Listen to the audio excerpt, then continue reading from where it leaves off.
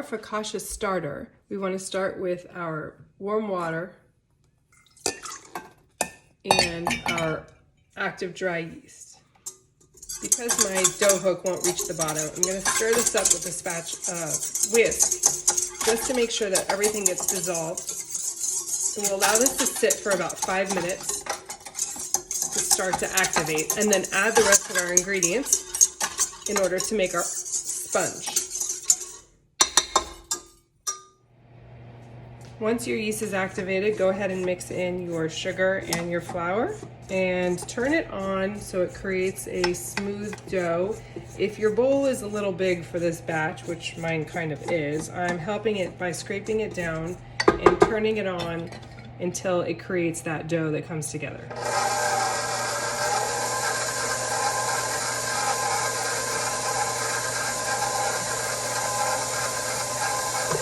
You can adjust the speed so that it really picks up the amount of flour on the outside.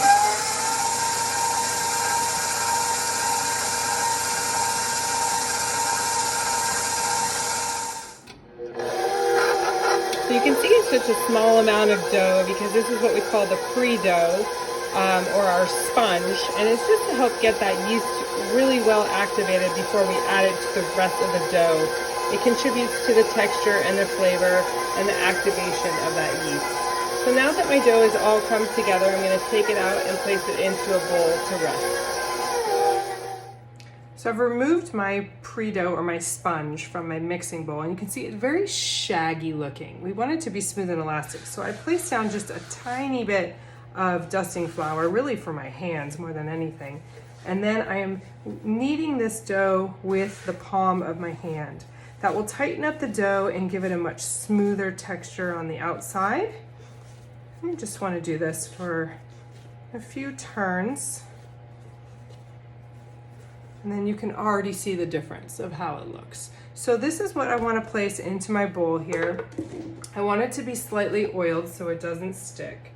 So I'm going to place a little bit of olive oil in the bottom, take the top portion of my dough and rub it around and then turn it over so the whole thing is coated in some oil. I'm going to cover this and let this rest at room temperature until it has doubled in size and almost fallen. Should take about 45 minutes to an hour.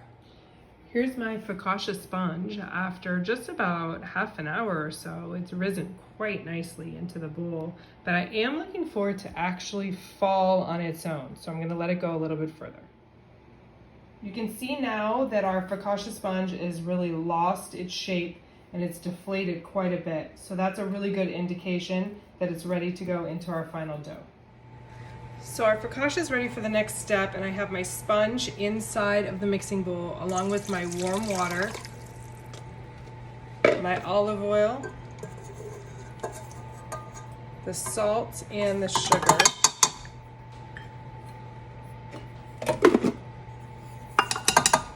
And then all of the high gluten flour.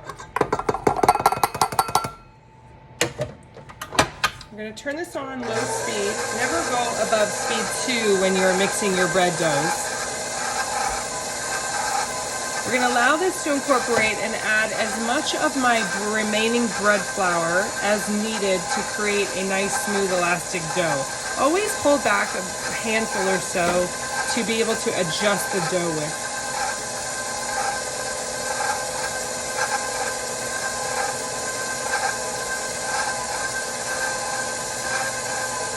So at this stage, I'm going to add about half of my bread flour and then eyeball it from there. Allow the mix to come together, and if it still seems extremely wet and is not pulling away from the sides of the bowl, then I will start to add some more flour. You really shouldn't need to scrape the sides when you're making a bread. It should pick it up on its own automatically.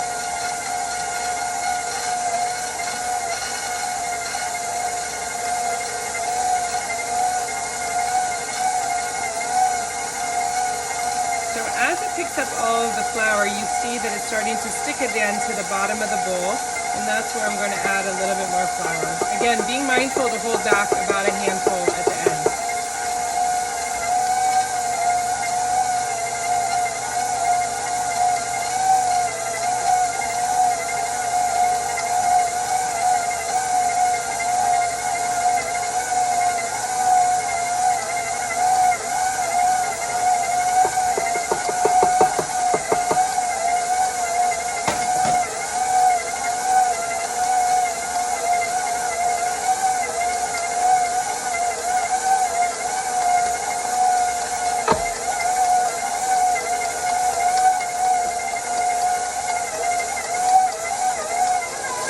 make sure this dough is a flatbread. It's okay if it's a little bit loose at this point. We will knead it slightly on the counter with a dusting of the remaining flour, and that should help bring it together. The remaining flour, you can use a little bit to dust onto the surface of the dough and to help you remove the dough hook so it doesn't stick to your hand. Then you want to take your bowl scraper and scrape this out onto your cutting board while dusting the bottom as well. What I want to do is I want to use any of the excess that as necessary to go ahead and fold my focaccia into sections, either using the tips of your fingers or the palm of your hand, and make it into a nice tight ball. So by dusting the surface and your cutting board, it should allow it not to stick. Once you get a smooth, elastic looking skin on there, then we're ready to let it rest. Place the dough on your cutting board, but make sure you do flour the bottom because we are going to let this rest for about 30 minutes. So a decent amount of that residual flour, and place it here.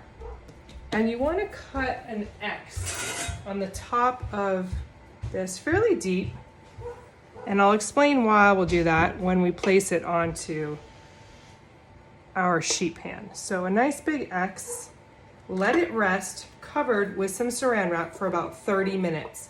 In the meantime, you can prepare your sheet pan with 2 tablespoons of olive oil and go ahead and spread that into all of your corners.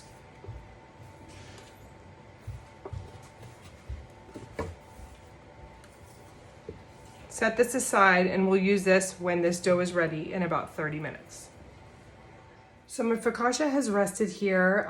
Remember, we cut that big X in it, and now you can see it's more of a square shape, which is exactly what we want to be able to transfer to our sheet pan. So this is my oiled sheet pan, and we're going to just lift this up and move it over. And if it's already more in a rectangle this direction, I'm going to stretch it here. And I want to just kind of gently stretch this focaccia from underneath, and then take my fingers and give it a good indentation. And as I do this, you can even oil your fingers a little bit. It will move out into the corners. So I really want to push this without stretching it. I don't want to do this. I just want to push it down. And by pushing it down, it will naturally stretch to where you want it to go. Please take a little bit of time to make sure that this gets as close to the edges as possible. And then we are going to let it rest till it's doubled in size. You can see, because we let it rest for that 30 minutes, the gluten has rested, and it allows me to stretch the dough with very little problem. If for some reason it starts to bounce back on you while you're doing this process, you can let it rest for a good 10 minutes, come back to it, and give it one more stretch as well. But this center part is a little full. I can see where it's a little bit higher or a little lower.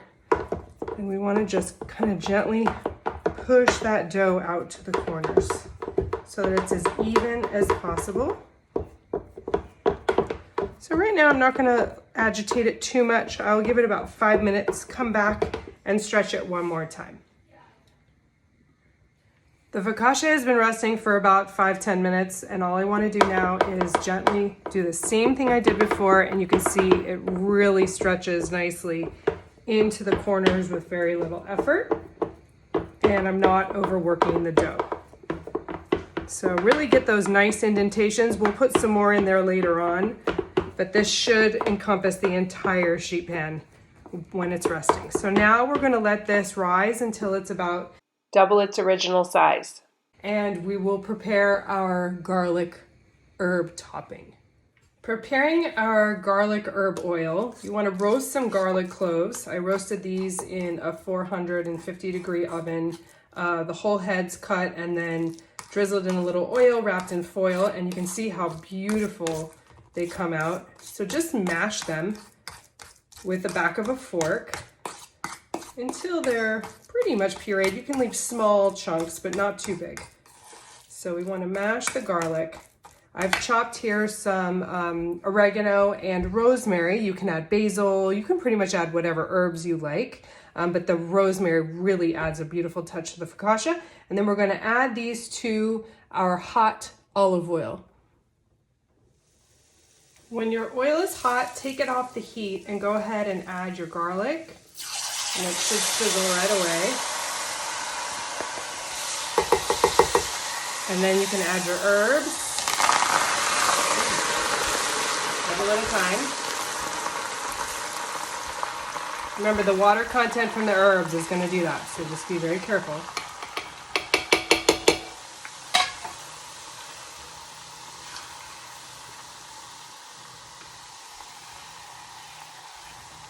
Just stir that and then remove it from the pot and let it cool down completely before you get ready to do your focaccia. So make sure you think ahead of time and have this prepared. This can even be prepared the day ahead. The focaccia has now doubled in size, and what I want to do is very gently rub it with some of our mixture here. Now you do not need to use all of this. This is amazing for dipping later on or putting on whatever you want, but I do like to use quite a bit for the flavor. And I'm just going to use my hands, but extremely gently kind of push it over the top, making sure that that garlic mixture breaks up without deflating all of this focaccia. We are going to dimple it again, but after I have everything pretty much spread on top nice and evenly. So take the time, again, very gentle hands when you're doing this. Put as little or as much as you like. It is extremely delicious and highly recommend putting a lot of it on there.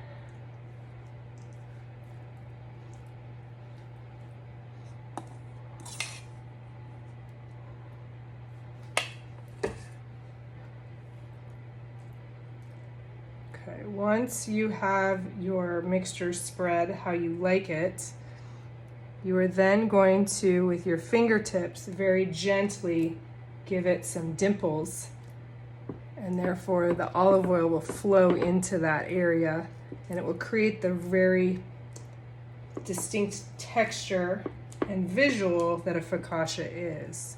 So we don't want to, again, deflate the whole thing. I have a big bubble right there and that will be fine. And the cool thing is that this almost like fries in the oil in the oven because it's at a hot temperature. So I'm gonna let this sit for another maybe like 15-20 minutes. It should rise a little bit more and then we're ready to go into the oven. Right before we go into the oven, I'll sprinkle this with some salt. If you do it now, you will allow the yeast not to do its job. You'll actually inhibit the yeast. So you want to do it right before it goes into the oven. Some beautiful kosher salt or sea salt will do last minute. So my focaccia is ready and I'm going to give it a nice sprinkling of salt. So you want to dust it with the salt. Don't be skimpy and don't be too generous with it. So you can use sea salt or kosher salt like I said. And when that's ready, go ahead and place it into a 475-degree oven and immediately turn it down to 375. Remove my focaccia from the oven. It's golden brown. It looks delicious. Now we just need to let it cool. I'm going to let it cool for about 5 minutes in the pan and then transfer it onto a cooling rack. To maintain the crunchy texture of the bottom, you do want to remove this focaccia pretty quickly after it's out of the oven. And I'm going to just slide it over onto my cooling rack.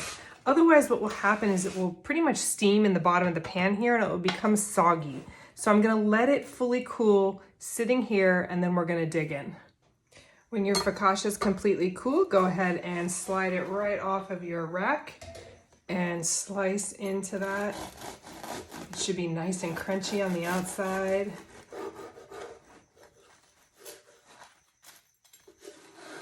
And it'll have a beautiful texture on the inside.